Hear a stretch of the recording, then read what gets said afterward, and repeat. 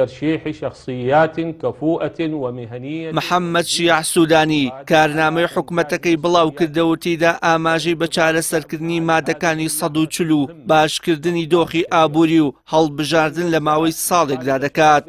کارنامەکەی سوودانی لە بستون و لاپەڕەدا بڵاو کراوەتەوە و لە بەشێکیدا ڕایگەیاندووە پرۆژە بۆ چارەسەرکردنی کێشەکانی نێوان بەغدا و هەولێر پێشکەش دەکەن و ئارامی بۆ ئەو پارێزگایانە دەگەڕێتەوە کە لە دوای 16 ئۆکتۆبەر هێزە کوردیەکانی تێدا نەمان. باسی لەوەش کردووە کە دەیەوێت لە ماوەی 6 مانگدا مادەی 140 جێبەجێ بکات و قەرەبووی ئەو کەسانە بکرێتەوە کە قەرەبوو دەیانگرێتەوە. هەروەها هێزی پۆلیس ئامادە لە خەڵکی کەرکووک پێک دەهێنرێت دۆسیەی ئەمنی شارەکەیش لەلایەن ئەو هێزەوە بەڕێوە دەبرێت. سوودانی لە کارنامەکەیدا جەختی کردوتەوە کە هەماهەنگی لە نێوان حکومەتی فیدراڵی و حکومەتی هەرێمی کوردستان دەکات لەبارەی کێشە هەڵواسراوەکان بە تایبەت دۆسیەی نەوت. هەروەها سەرجەم کێشە ئابووریەکان یەکلایی دەکرێنەوە و کار دەکات لەسەر گەڵاڵەکردنی یاسای نەوت و گاز. سوودانی ئاماژی بەوەش داوە کە لە دوای دەست بەکاربوونی حکومەتەکەی پرۆژەی هەموارکردنەوەی یاسای هەڵبژاردنەکانی ئەنجومەنی نوێنەران پێشکەش دەکەن و ئاشکراشی کردووە کە کار دەکەن بۆ ئەوەی لە ماوەی ساڵێکدا هەڵبژاردننی پێشوەختە ئەنجام بدرێت.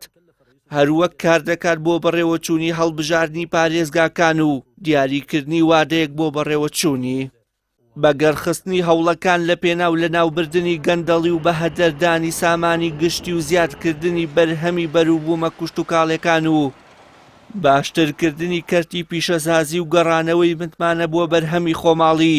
هەروەها پەرەپێدانی پیشەسازی نەوت بەشێکە لە کارنامەکەی سۆدانی.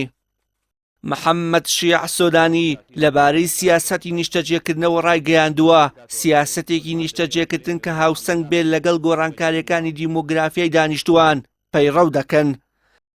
باسی لەوەش کردووە کە پرسەکانی مافی مرۆڤ کارا دەکەن و هەوڵەکانیش بۆ پتەوکردنی سەروەری عێراق و پاراستنی بەرژەوەندەکانی دەخەنەگەڕ. هاوکات کار دەکەن لە پێناو بەهێزکردنی دامەزراوە سەربازی و ئەمنیەکان و جەختیشی کردووەتەوە کە کۆتایی بە دیادەی هەڵگرتنی چەک لە دەرەوە یاسا دەهێنن. ئەو کارنامەیی کە سوودانی ڕایگەیاندووە باسی زۆرینەی کێشەکانی عێراقی تێدا بەوانەی پەیوەستە بە هەرێمی کوردستانیشەوە کراوە. بەڵام جێبەجێکردنی لەو ماوە کورتێکە بۆی دیاری کردووە چاوەڕوان کراو نییە. بەو پێی بەشێک لەو کێشانە زیاتر لە 15 ساڵە لەیان حکومەتە جیاجیەکانی عێراقەوە بەڵێنی چارەسەریان دەدرێت بەڵام وەکو خۆیان ماونەتەوە.